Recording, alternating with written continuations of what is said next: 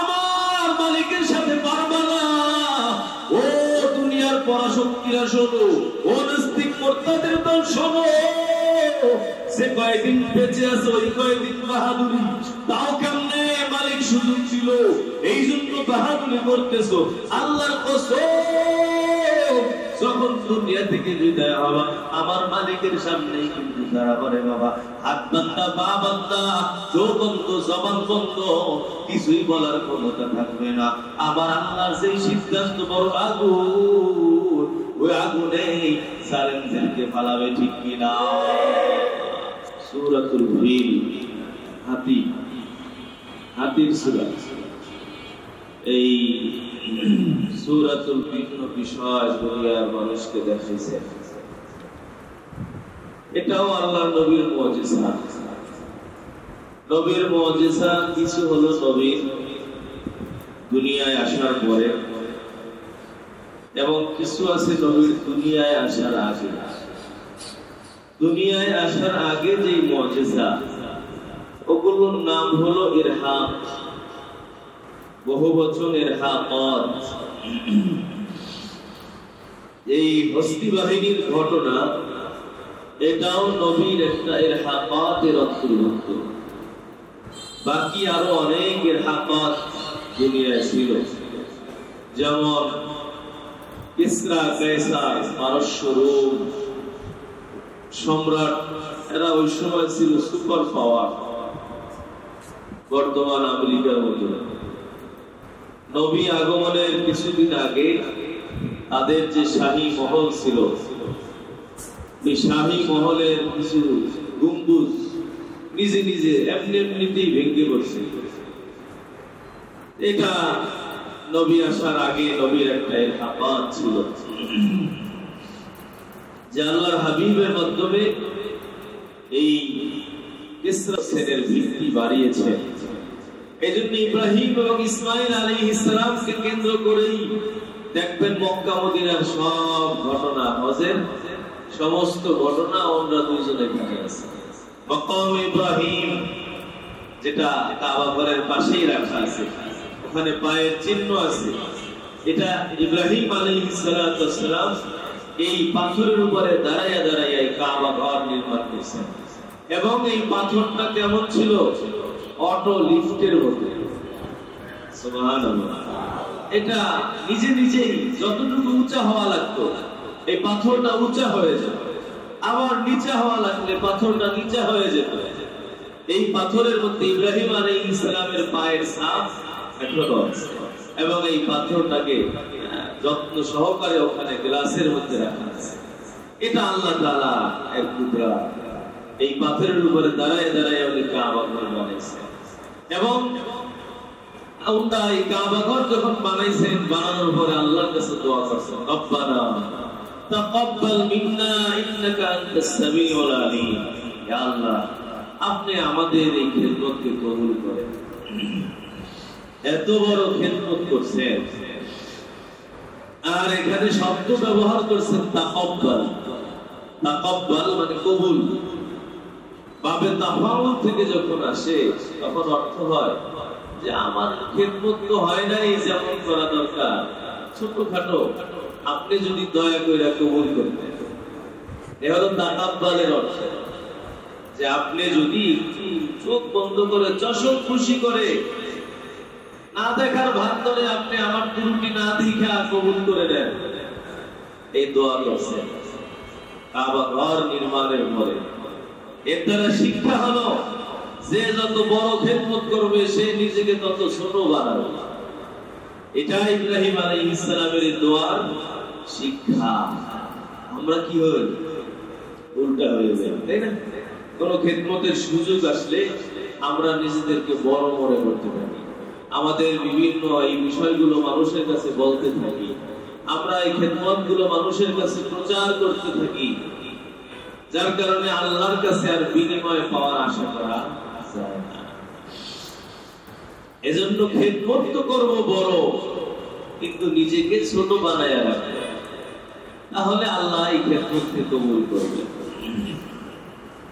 ইব্রাহিম আলাইহিস সালাম এই কাবা ঘর বানানোর পরে আল্লাহ তাআলা ঘোষণা করেছেন ওয়াজ্জিন ফিন নাস বিল হজ, এবং এটা সব যারা যারা হজ করবে আল্লাহ তাআলা তাদের কানের মধ্যে এটা পৌঁছে দিয়েছে। এবং হাজী সাহেবেরা হজের মধ্যে গিয়ে বলে না লাব্বাইক আল্লাহুম্মা লাব্বাইক, আল্লাহ আমি উপস্থিত। এই যে লাব্বাইক বলে উপস্থিত, এটা কিসের জবাব? তাফসীরের মধ্যে লেখছেন ইব্রাহিম আলাইহিস সালামের মাধ্যমে যে আল্লাহ তাআলা ঘোষণা দিয়েছিলেন, এই ঘোষণার জবাব সব মানুষ বাইতুল্লাহ গিয়ে বলে যে আল্লাহ আপনি যে আমাকে ডাকছিলেন আমি এখন আপনার কাছে উপস্থিত হয়ে গেছি। সুবহানাল্লাহ, আমি আপনার কাছে এখন উপস্থিত। লাব্বাইক আল্লাহুম্মা লাব্বাইক লাব্বাইক লা শারীকা লাক লাব্বাইক ইন্নাল হামদা ওয়ান নি'মাতা লাকা ওয়াল মুলক লা শারীকা লাক। এজন্য এটা বড় আমল। অনেক মানুষের এমন হয় টাকা আছে পয়সা আছে সব আছে, কিন্তু হজ কপালে জুটে না। হজ করে বিভিন্ন কাজ করে, অথচ রাসূল বলেছেন হজ এবং উমরা এর মাধ্যমে রিজিক বৃদ্ধি পায়।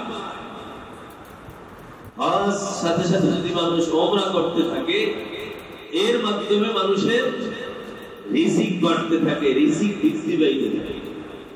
অথচ আমরা মনে করি যে উমরা গেলে আমার টাকা বিলে যাবে, হজে গেলে টাকা খরচ হয়ে যাবে, অথচ এর মধ্যে বরকত আছে। হাদিসে আছে যে হজ এবং উমরা এর মাঝামাঝি যদি দুইটা মানুষ জমা করে এর দ্বারা মানুষের রিজিকের মধ্যে বরকত হবে।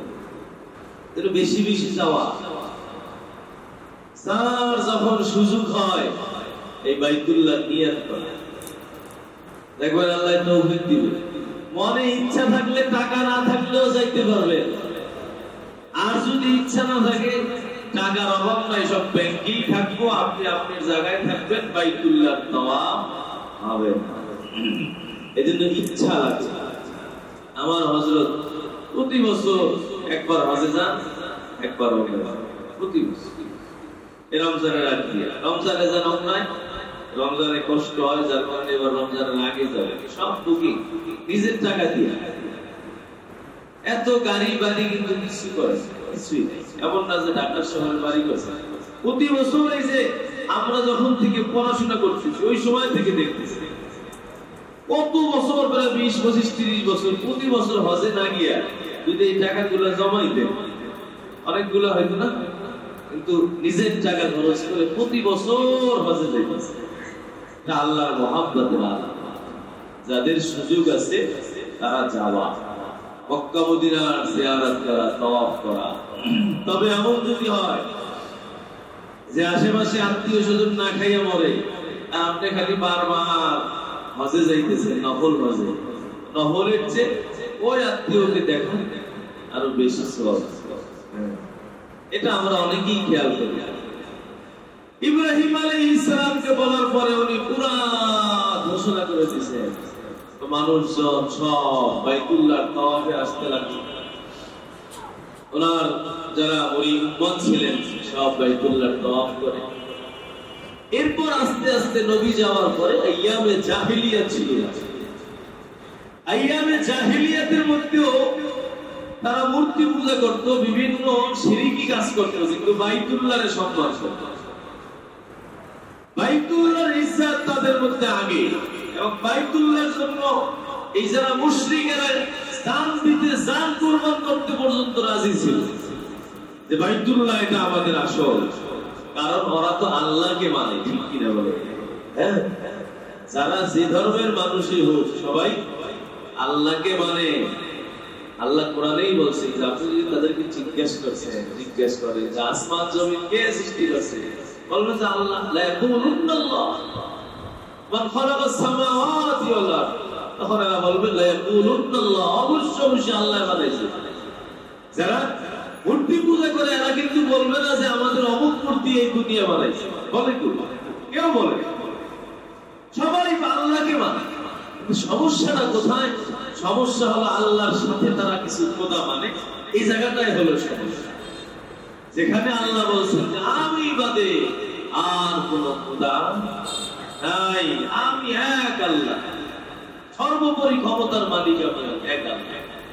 আল্লাহ বলছেন যদি আসমান জমিনে একাধিক মাবুদ থাকতো তাহলে দেখতা এই জমিন নষ্ট হয়ে যেত, আসমান জমিন ধ্বংস হয়ে যেত। এই দেখেন না, ছোট একটা বাংলাদেশে এক একজন প্রধানমন্ত্রী হওয়ার জন্য কত কি করে, অথচ এই পুরো দুনিয়ায় যদি এরকম অনেক প্রধানমন্ত্রী বিরোধী দল থাকতো তাহলে দেখতেন যে এক খোদা এসে পুরা দেশের সব গাছ গাছালি বিক্রি করে খাইয়া নিজে টাকা পয়সা নিয়ে গেছিল। আবার আর এক খোদা এসে পরে মারার জন্য বিক্রি করতো, তুই দেশ সব নষ্ট করছিস, প্রাকৃতিক সৌন্দর্য দেশটা ধ্বংস করে দিচ্ছে। আল্লাহ তাআলা এই জন্য এক, আল্লাহর সাথে আর কেউ নেই। এবং আল্লাহ কি দুর্নীতিবাজ? জোরে বলে, কোন দুর্নীতি আল্লাহর মধ্যে নাই। পাই টু পাই, যে যেটা ভাবে আল্লাহ তাকে সেটা দিয়ে দেন। এবং দেখেন কত বড় মোহাব্বত এবং কত বড় মায়ার মালিক আমার। এত মানুষ আমরা আল্লাহর নাফরমানি করতেছি, তারপরও কিন্তু আল্লাহ কিছুই কয় না, ইবাদত বন্দেগী করি না, এরপর খানা বন্ধ হয় না। আল্লাহ যেভাবে চলতে বলছে আমরা চলি না, তারপরও আল্লাহ সুন্দর আরামে রাখছে, বরকত দিতেছে, তাই না? এই আল্লাহ তাআলাকে এই কাফের মুশরিকরা মানত। এরা বাইতুল্লাহ তাওয়াফ করত, কিন্তু তাওয়াফ করতে করতে আবার কি করত, বাইতুল্লাহর মধ্যে গিয়ে মূর্তি ফিট করত। 360টা মূর্তি বাইতুল্লাহ ওখানে নিয়ে রাখছে, এটার ভিতরেও ঢুকেছে। এখন হলো যে এই কাবা ঘরটা আসলে কি জিনিস? সেটা আল্লাহর ঘর। কার ঘর? জোরে ঘর। এই মসজিদ কার ঘর? আল্লাহর। এটা শাখা, এই কাবা ঘরের এই শাখা। এখন আল্লাহর ঘর কেন? বলে যে দুনিয়ার মানুষ আল্লাহকে যে ডাকবে, আল্লাহকে যে মহাব্বত করে, আল্লাহর কাছে মোনাজাত করবে, এর জন্য কিছু একটা জিনিস দরকার, যে জিনিসটা সামনে রেখে তারা আল্লাহকে ডাকে। ওই জিনিসটার রোজানা ইবাদত কার? আল্লাহ। কিন্তু ওই জিনিসটাকে সামনে নিয়ে ইবাদত করলে আল্লাহর প্রতি মহব্বত বাড়ে। এজন্য আল্লাহ কাবা ঘর বানাইছেন। দুনিয়ায় যেমন একটা কাবা ঘর আছে, আসমানেও একটা আছে, তাই না? আসমানেও একটা কাবা ঘর আছে, বাইতুল মামুর। ওখানে সব ফেরেশতারা তওয়াফ করে, এবং এত সংখ্যক ফেরেশতা একজনে একবার তওয়াফ করার পরে সারা জিন্দেগিতে আর দ্বিতীয়বার সুযোগ পায়।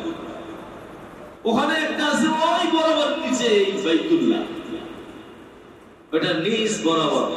এটা মানুষের জন্য আল্লাহ তাআলা বানাইছেন। এটা বানাইছেন যাতে মানুষ এটাকে মহব্বত করে, এটাকে ধইরা, এটাকে সামনে নিয়ে আল্লাহকে ডাকতে পারে। এজন্য আল্লাহ তাআলা এই জিনিসটাকে বানাইছেন, বাইতুল্লাহ, কাবা ঘর।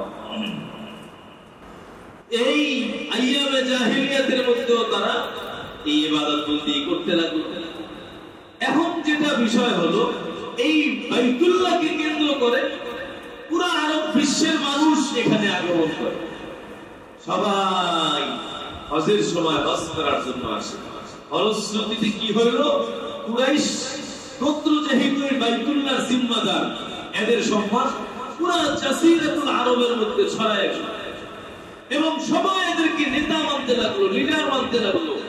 এক বাইতুল্লাহকে কেন্দ্র করে মক্কা মুকাররমা দামি হয়ে গেল, এবং তাদের আর লাইনের ফায়দা অর্জন হইতে লাগলো। আখিরাতের লাইনের ফায়দা যেমন, দুনিয়ার লাইনের ফায়দাও তেমন। মানুষ আছে, তাদের ব্যবসা বাণিজ্য ভালো হয়, এখানে বেচা কিনা ভালো হয়, সব দিক বিবেচনায় মক্কা মুকাররমা উপরে উঠে গেল। এটা দেখে তৎকালীন ইয়ামান, যেটা বর্তমানেও আছে, মক্কা মুকাররমা থেকে ইয়ামান হলো পূর্ব দক্ষিণ কোণায় ইয়ামান শহর, বর্তমানেও যেটা আছে। এই ইয়ামান শহরের তৎকালীন বাদশা ছিল আবরাহা। নাম কি? এই আবরাহার মধ্যে লাগছে হিংসা।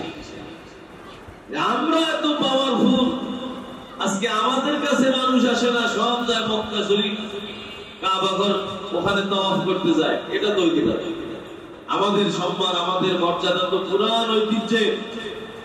সুতরাং ওর মধ্যে শয়তান ছাত্র কি করলো, ও ওই ইয়ামানের মধ্যে কাবা ঘর মানে মক্কা মুকাররমায় যেমন কাবা ঘর আছে, ওই বাদশা আবরাহা ও ইয়ামানের মধ্যে কাবা ঘর বানাইয়া ঘোষণা দিয়েছেন, তোমরা এখন থেকে কেউ মক্কায় যাবা না, সবাই এখানে তাওয়াফ করবা, এই কাবা ঘর তাওয়াফ করবা। এবং এই আব্রাহার যে কাবা, এটা কিন্তু এই মক্কার কাবার থেকে বেশি চাকচিক্যের ছিল।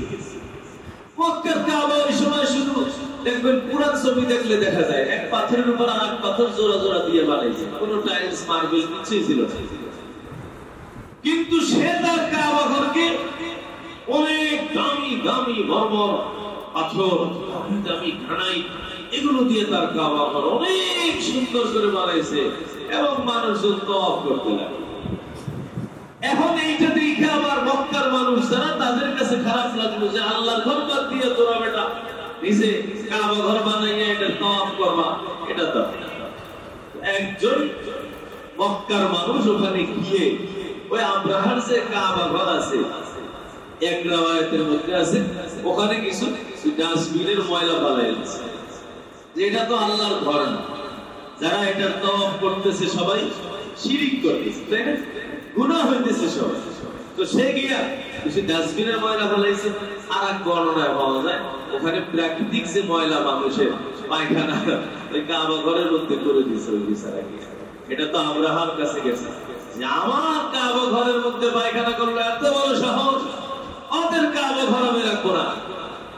তখন আব্রাহা বিশাল দলবল নিয়া, হাতি নিয়া, হস্তি বাহিনীর দল, হাতি নিয়া, অনেক লাখ লাখ মানুষ নিয়া রওনা দিছে বাইতুল্লাহকে ধ্বংস করতে। এই আব্রাহা এত বড় দুঃসাহস দেখাইছে যে বাইতুল্লাহ রাখবে না। কেন? যেহেতু আমার বাইতুল্লাহ, আমার কাবা ঘরের উপরে তারা এমন খারাপ একটা জিনিস করছে যে আমি ওদেরকে রাখবো না। দলবল নিয়ে রওনা দিছে। মক্কা মদিনার বিভিন্ন মানুষ তাদেরকে বাধা দেওয়ার জন্য চেষ্টা করছে, কিন্তু কেউ পারে না। বিশাল বাহিনী, যারাই সামনে আসে তাদেরকেই মাটির সাথে মিশায়া দেয়। এইভাবেই তারা চলতে চলতে চলতে তায়েব শহরে আসছে।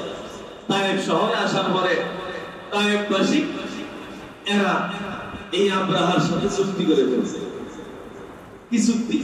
যে আমরা আপনার পক্ষে আছি, কোন সমস্যা নেই, আমরা আপনাকে আগে আগে একবারে ওই বাইতুল্লাহ পর্যন্ত নিয়ে যাবো, আমাদেরকে কিছু বললেন। পিঠ বাঁচাইছে, বুঝেন নাই? মুসলমান, কিন্তু তারপর ওই নাফরমানের সাথে হাত মিলাইছে। এরা করছে কি, তায়েফের থেকে এক লোক তাদের রাহবার বানাই দিছে যে আমরা আপনার সাথে রাহবার দিয়ে দিলাম। ভয় পাইছে, যেহেতু আগে যারাই সামনে আসছে সবাইকে ওরা মাইরা গেল, বিশাল বাহিনী। এখন ওরা নিজেদেরকে বাঁচানোর জন্য এই কামটা করছে। ওরা রাহবার দিয়ে দিছে, রাহবার একেবারে মক্কা পর্যন্ত ওদেরকে নিয়ে যাবে। কাবা ঘরে যাওয়ার কিছু দূর আগে একটা জায়গার মধ্যে তারা ওখানে অবস্থান করছে। ওখানে অনেক শত শত উট ঘাস খাইতেছে। এই আব্রাহার হস্তি বাহিনী তখন ওই উটগুলো দেখে সবগুলো উট নিয়ে নিছে, কারণ মক্কা মদিনায় সবচেয়ে দামি প্রাণী ছিল উট। এখন এটা সবচেয়ে দামি জিনিস। এটা মরুভূমির জাহাজ বলে, সাফিনাতুস সাহারা, মরুভূমির জাহাজ উটকে বলা হয়। যত যত ফায়দা যা যা দরকার সব এর মধ্যে আছে। আর ফ্যাটের মধ্যে আলাদা পানি ট্যাঙ্কি আছে। অনেকদিন পর্যন্ত পানি না দিলে ট্যাঙ্কির থেকে বাইকেরও নিজে পানি খায়।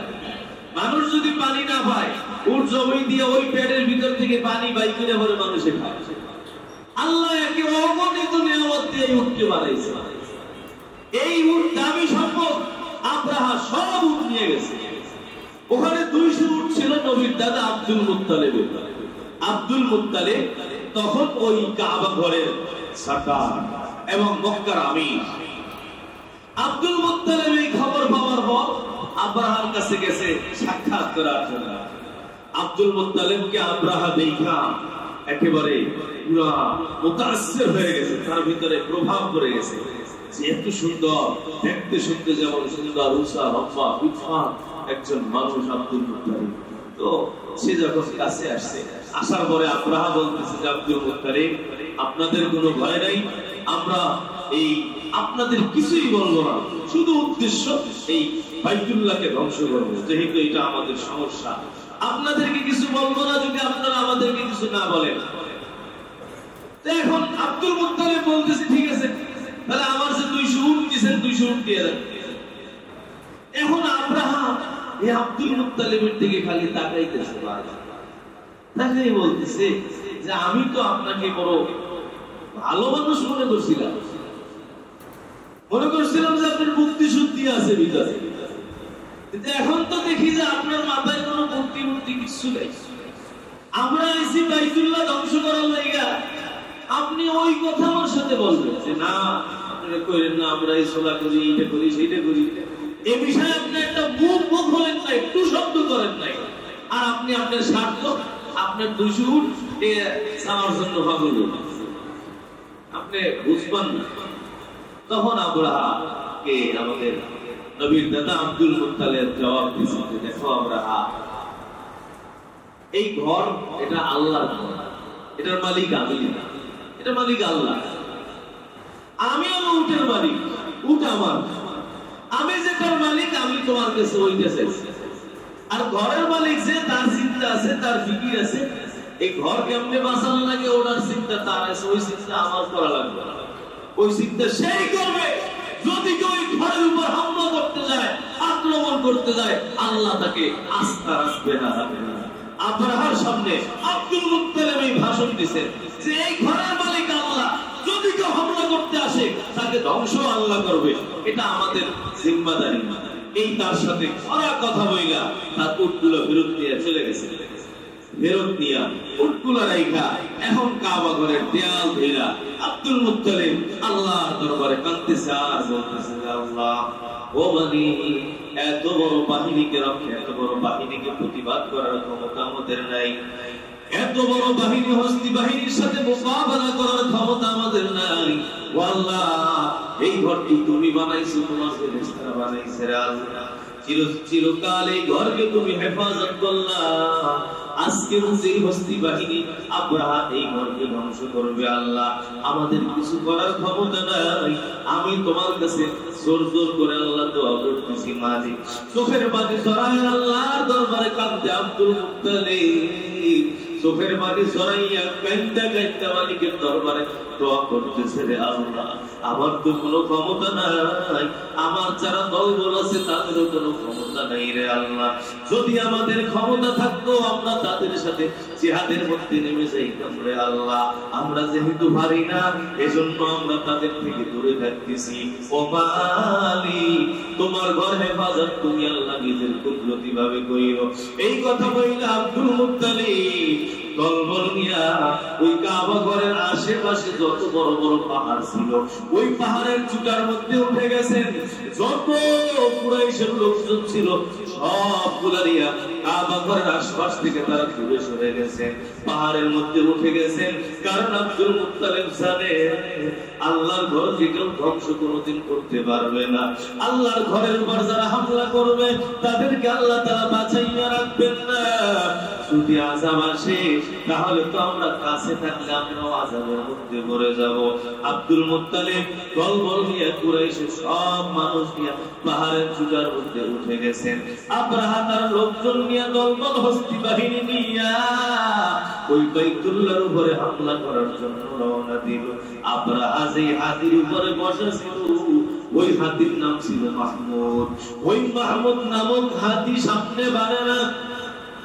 আব্রাহা তার দলবল সবাই মিলে ওই হাতিকে সামনে নেওয়ার চেষ্টা করে, না না হাতি সামনের দিকে যায় না। হাতি বসে পড়ে, ডানে নিলে ডানে যায়, বামের দিকে নিলে হাতি বামের দিকে যায়, পেছনের দিকে নিলে পেছনের দিকে যায়, কিন্তু বাইতুল্লাহর দিকে হাতি কোনোভাবে যাইতে রাজি না। সবাই মিলে ঘন্টার পর ঘন্টা চেষ্টা করলো, কিন্তু কোনোভাবে ওই হাতিটাকে দাঁড় করাইতে পারে নাই। ইতিমধ্যে আমার মালিক আমার আল্লাহ ওই জালেমের উপরে ধ্বংস এবং আযাব নাযিল করে দিলেন। পাখি বড় বড় পাখি পাঠিয়ে দিলেন আল্লাহ তাআলা। কি পাখি?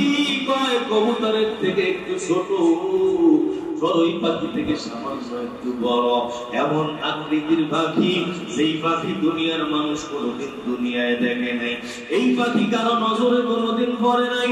ওই পাখির পায়ের মধ্যে ছোট ছোট চানা বুটের সমান ছোট ছোট পাথরের টুকরা, ওই পাথরের টুকরা আইনা সেই হাতির উপরে বসা ওই এক একজন মানুষের উপরে পাথরের টুকরাটা চাইরা যায়। চানা বুটের পরিমাণ ছোট ছোট টুকরা, এই টুকরাটা যার উপরে ছাড়তো গুলির যেমন গতি, গুলির গতিতে মাথা দিয়ে ঢুইয়া পেছনের রাস্তা দিয়ে বের হইয়া হাতির পেট ছিদ্র কইরা জমিন পর্যন্ত যাইতো। এই একটা একটা সানা বুটের পরিমাণ ছোট ছোট পাথরের টুকরা একটা মানুষকে ধ্বংস করার জন্য যথেষ্ট ছিল। এরা বাবাজিরা যতগুলো মানুষ ছিল সব মানুষের উপরে একটা একটা এরকম সানা বুটের পরিমাণ পাথরের টুকরা মারল। ওই জায়গার মধ্যেই তারা ধ্বংস হয়ে গেল। কিছু মানুষ পাইসা গেল, এরা পাইসা ওখান থেকে পালানোর জন্য ফিকির করলো। হাতিগুলো চতুর্দিক ছোটাছুটি করতে লাগলো, পালাইয়া আমাদের দিকে রওনা হলো। কিন্তু যেই মানুষগুলো এই কাবা ঘর হামলার মধ্যে শরীক হইল, বস্তি বাহিনীর মধ্যে যারা ছিল রে বাবা, একটা মানুষকে আল্লাহ তাআলা ছাড় দেয় নাই। বাকি যারা কিছু মানুষকে ধ্বংস করলো, আর যারা বেঁচে গেল তারা এলাকার দিকে রওনা দিল। ওই মানুষগুলোর কি হলো তাফসীরের মধ্যে লেখলো, ওই মানুষগুলো রাস্তার মধ্যে এক একজন অসুস্থ হয়ে বলল, অনেকে বাড়ি পর্যন্ত যাইতে পারলো, আবার অনেকে বাড়ি পর্যন্ত যাইতে পারে না। এক একজন এমন অসুস্থ হয়ে গেল, বাড়ি যাওয়ার আগে তারা ওই জমিনের মধ্যে শুয়ে বলল, রে বাবা, এরে দুনিয়ার মানুষ শোনো, আল্লাহর সাথে কেউ কোনোদিন পারবা না। আমার আল্লাহ ধরে না, ধরে না, যদি ধরে কাউকে ছাড়ে না, ঠিক কিনা বলো? এরে দুনিয়ার মানুষ, আল্লাহর কসম, মালিকের বিরুদ্ধে জিহাদে যাইও না, মালিকের বিরুদ্ধে যাইও না, কোরআন হাদিসের বিরুদ্ধে যাইও না, মাদ্রাসা মসজিদের বিরুদ্ধে যাইও না, হক্কানি আলেম ওলামাদের বিরুদ্ধে যাইও না। আমার আল্লাহ দুনিয়ায় কেন ধরে না? হয় তোমার আমার নবী দোয়া করেছেন, আল্লাহ তাকে অপশন দিছিলেন, ও নবী আপনি বলেন অপশন কি কি? অপশন হলো হয়তো যদি কোনো গুনাহ করে তাদেরকে ধ্বংস করা হবে, আর একটা অপশন হলো হয়তো বা অন্যায় অপরাধ করলে তাদেরকে দলে দলে ভাগ করা হবে। আমার নবী বলছেন, আল্লাহ আমার উম্মতকে আপনি দলে দলে ধ্বংস বানাইয়েন না। আগে যেমন গুনাহ করলে আযাব আসতো, রাত্রে গুনাহ করছে সকালবেলা কবরের মধ্যে আল্লাহ তাআলা লেখা দিতেন, রাত্রে অন্যায় করলো সকালবেলা কবরের মধ্যে লেখা জিনাকার, রাত্রে সুদ খাইছে সকালবেলা কবরের মধ্যে লেখা সুদখোর, রাত্রে মদ খাইছে সকালবেলা কবরের মধ্যে লেখা মদ করবে। বাবা তুমি আমি কত গুনাহ করলাম রাতের অন্ধকারে ওই একা একা রুমের মধ্যে বসে। আমার আল্লাহ তাকাইয়া তাকাইয়া দেখলো, আমার আল্লাহর ফেরেশতারা তাকাইয়া তাকাইয়া দেখলো, কিন্তু তারপর তোমাকে আমাকে আমার আল্লাহ কিছুই বললো না রে বাবা। এর কারণটা হলো তোমার আমার নবী তোমার আমার জন্য আল্লাহর দরবারে দোয়া করে গেছেন, আমার উম্মত গুনাহ করলে আগের জামানায় যেমন ধ্বংস করছো এমন তুমি ধ্বংস করে দিও না। তবে একটা অপশন অবশ্যই নবীকে বাইসা নিতে হবে। নবী কোনটা নিলেন? আল্লাহ তাআলা কোরআনে বলেছেন, আউয়াল বিসাকুম শিআ, হয়তোবা তোমার উম্মতকে দলে দলে ভাগ করব।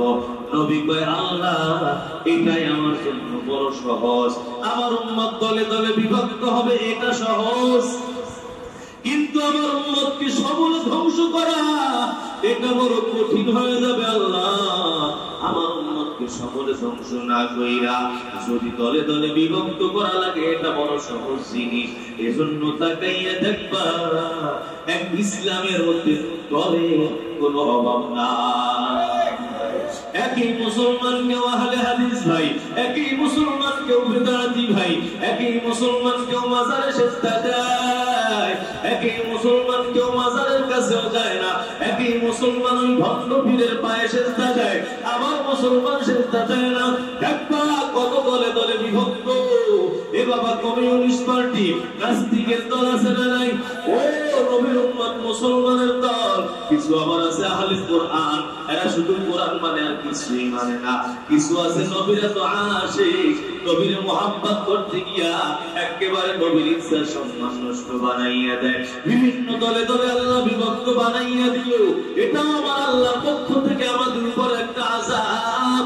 ও বাবাজিরা, যদি আযাব থেকে বাঁচতে চাও কেমনে আযাব পাবা? নবী বলেন মা আনা আলাইহিম ওয়া আসহাবি, আমি যেই দলে ছিলাম আমার সাহাবায়ে কেরাম সেই রাস্তায় ছিল, তোমরা ওই রাস্তায় যদি চলতে পারো, বাড়াবাড়িও করবে না, কমাকমিও করবে না, ঘাটতিও নাই ঘাটতিও নাই, সিরাতে মুস্তাকিম আমার রাস্তা, আমার সাহাবায়ে কেরামের রাস্তা, যদি তোমরা এই রাস্তায় চলতে পারো তাহলে কিন্তু তোমরা মুক্তি পেয়ে যাবা। ডানেও যদি যাও বিপদ, বামেও যদি যাও বিপদ, সোজা যেই রাস্তা বানাইলাম এই রাস্তা হলো সিরাতে মুস্তাকিম জান্নাত। নবী মাটির মধ্যে ডাক টানছেন, ডাকটাই না সোজা একটা ডাক টানছেন, ডানেও কিছু রাস্তা বানাইছেন, বামেও কিছু ডাক টানছেন, রাস্তা বানাইছেন। সাহাবায়ে কেরামকে বললেন, ও আমার সাহাবায়ে কেরাম, দেখো এই যে সোজা রাস্তা এটা হলো সিরাতে মুস্তাকিম, ডানেও যদি যাও বিপদ, বামের রাস্তাও যদি চলো এটাও তোমার জন্য বড় বিপদ হয়ে দাঁড়াবে। এ বাবাজিরা, এই জন্য আমার মালিক আমাদের গুনাহের কারণে আযাব দেয় না। না হলে যারা কোরআনের বিরুদ্ধে কথা বলো, কোরআনও যেমন কাবা ঘর যেমন দামি, কোরআনও দামি তেমন, ঠিক কিনা জোরে বলো? কাবা ঘরে হামলা করলে যদি ধ্বংস করে, কোরআনে হামলা করো, তোমরাও দুনিয়ায় বাঁচতে পারছ না, ঠিক কিনা? আমার নবীর বরকতে বেঁচে আসো। এ দুনিয়ার মুসলমান শোনো, এজন্য আসো সিরাত মুস্তাকিমের উপর চলো, কোরআনের উপর হামলা করবা না, ইসলামের উপর হামলা করবা না। সাবধান, আমার মালিক যদি দুনিয়ায় নাও করে আখিরাতে কিন্তু নাজাত পাওয়ার উপায় নেই। দুনিয়ায় আযাব দিল না, আখিরাতে কিন্তু আমার আল্লাহ তাআলা কোনোভাবে ছাড়বেন না। এই হস্তি বাহিনী এদের উপর আল্লাহ তাআলার আযাব নাযিল হইল। কিছু মানুষকে ওই কঙ্করের মাধ্যমে, পাখির কঙ্করের দ্বারা আল্লাহ ধ্বংস করেছেন, যেটা আল্লাহ সূরার মধ্যে বলছেন, আলাম তারা, ও নবী আপনি কি দেখেন নাই, কাইফা ফাআলা রাব্বুকা বিআসহাবিল ফিল, তোমার রব তোমার আল্লাহ হস্তি বাহিনীর সাথে কেমন ব্যবহার করছেন, কেমন আচরণ করছেন। ও নবী, এটা কি আপনি দেখেন নাই? আলাম তারা কাইফা ফাআলা রাব্বুকা বিআসহাবিল ফিল, আলাম ইয়াজআল কাইদাহুম ফি তাদলিল, আল্লাহ কি তাদের চক্রান্তকে ধূলিসাৎ করে দেন নাই? আলাম ইয়াজআল কাইদাহুম ফি তাদলিল, ওই হস্তি বাহিনী আব্রাহার লোকজন যেই চক্রান্ত করলো, আমার আল্লাহ তাদের চক্রান্তকে ধূলিসাৎ করছেন। কেমনে করছেন? আরসালা আলাইহিম তায়রান আবাবিল, আল্লাহ তাআলা তাদেরকে ধ্বংস করার জন্য দলে দলে আল্লাহ পাখির ঝাঁক পাঠাইছেন। আবাবিল কোনো পাখির নাম না, আবাবিল মানে হলো দলে দলে, ঝাঁকে ঝাঁকে, ঝাঁকে ঝাঁকে আল্লাহ পাখি পাঠাইছেন। এমন পাখি যেই পাখি দুনিয়ার মানুষ কোনোদিন তাদের নজরে দেখে নাই। কবুতরের চেয়ে বড়, ওই চড়ুই কবুতরের চেয়ে ছোট, চড়ুই পাখি থেকে সামান্য বড়, এই পাখি দ্বারা আল্লাহ তাআলা তাদেরকে ধ্বংস করেছেন। তারমিহিম বিহিজারাতিন মিন সিজ্জিল, এই পাখি এসে কি করলো? কয় তারা একেবারে সিজ্জিল মানে হলো পোড়া মাটি, পোড়া মাটির ছোট ছোট পাথরের টুকরা, জানা বুটের ন্যায় ছোট ছোট পাথরের টুকরা তাদের উপরে মারলো। তারমিহিম বিহিজারাতিন মিন সিজ্জিল ফাজআলাহুম কাআসফিন মাকুল, আল্লাহ বলেন এমন ভাবে তাদেরকে ধ্বংস করা হলো, কেমন যেন গরু ছাগল বকরি ঘাস খাওয়ার পর যেমন মাঠের অবস্থা হয়, একটাও জীবিত থাকে না, সব কেমন যেন মরে গেল। ওই হস্তি বাহিনী একটাও জীবিত নাই, সবগুলো হাতি সহকারে মরে মরে জমিনের মধ্যে পড়ে গেল রে বাবা। বাকি যেগুলো ছিল বাইসা গেল, ওইগুলো বাড়িতে যাইতে যাইতে অসুস্থ হয়ে মারা গেল। সর্বশেষ আব্রাহাকে আল্লাহ তাআলা শাস্তি দিলেন। আব্রাহা পলাইয়া পলাইয়া বাঁচলো, ওই আব্রাহাকে কেমনে শাস্তি দিলেন? ওই আব্রাহা যাওয়ার পথে রাস্তার মধ্যে অসুস্থ হয়ে গেল। কি অসুস্থ?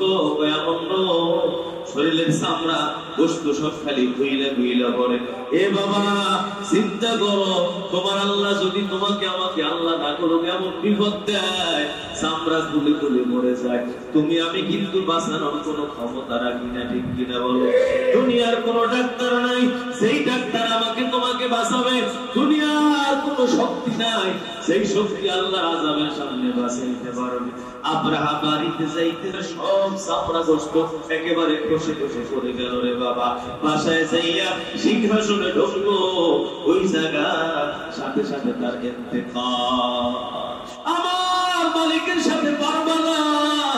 ও দুনিয়ার পরাশক্তিরা শোনো, ও নাস্তিক মুরতাদের দল শোনো, সে কয়দিন বেঁচে আছে ওই কয়দিন বাহাদুরি। তাও কেমনে? মালিক সুযোগ ছিল, এই জন্য বাহাদুরি করতেছো। আল্লাহর কসম, যখন দুনিয়া থেকে বিদায় হবা আমার মালিকের সামনেই কিন্তু দাঁড়াবে বাবা।